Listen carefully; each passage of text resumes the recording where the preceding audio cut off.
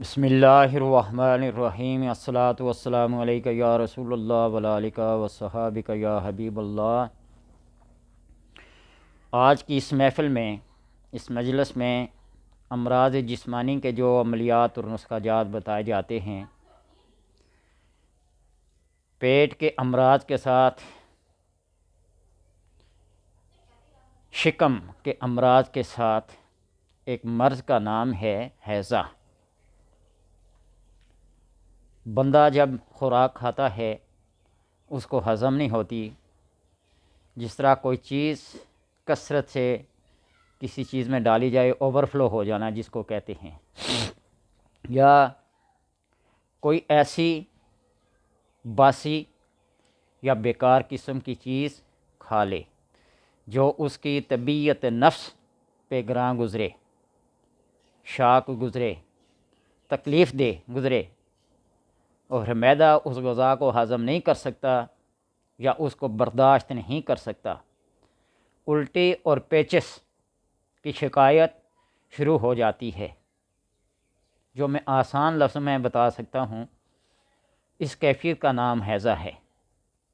کھٹے باسی قسم کے ڈکار آنا شروع ہو جاتے ہیں اور پھر الٹی اور پیچس یوں شروع ہوتے ہیں کہ رکنے کا نام نہیں لیتے، بہت جان لیوا ثابت ہو سکتے ہیں۔ تو اگر کسی بندے کو اس قسم کی شکایت ہو جائے تو یہ الفاظ، یہ دعائیہ کلمات جو میں آپ کی نظر کرنے لگا ہوں، آپ کی سماعتوں کی نظر، اس کو پڑھیں تو اللہ تبارک و تعالی اپنے کلام کے صدقے اور اپنے اسماء حسنہ کے صدقے اس کو اس بری بیماری سے نجات دلا کے دے گا۔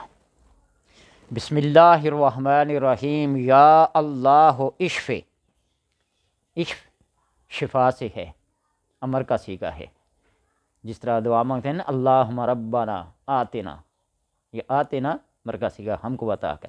اسی طرح اللہم اشف، یا اللہ شفا عطا کرے، یا رحمانو اشف، یا اللہ یا رحمانو، ہر نام کے ساتھ اشف کا لفظ استعمال کرنے ہیں۔ یا اللہ اشف، یا رحمان و اشف، یا غفار و اشف، یا ستار و اشف، و بالحق انزلناہ و بالحق نزل، و بالحق انزلناہ و بالحق نزل۔ ان آیات کو ان اسماء کے ساتھ پڑھیں گے۔ من جمیع الداء والبلاء، من جمیع الداء والبلاء، بفضلک و کرمک، بفضلک و کرمک، لا بعملنا ولا بعملہ۔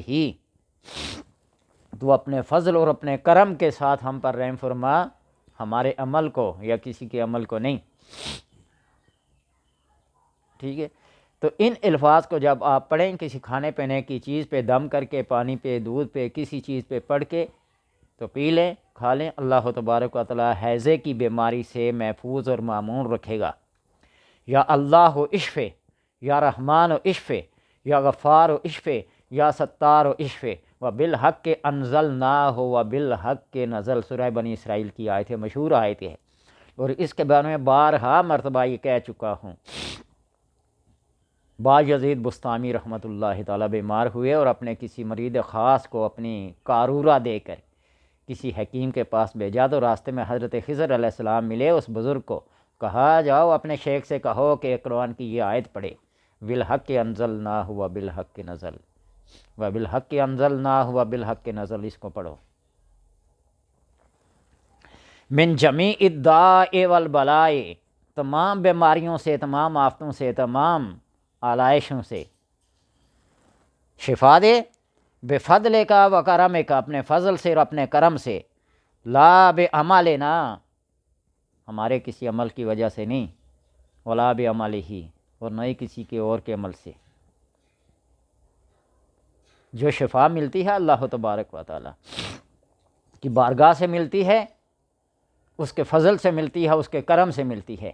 تو اللہ تبارک و تعالی سے دعا ہے کہ اس ہیضے کی بری بیماری سے ہر بندے کو بچائے اور مامون و محفوظ رکھے۔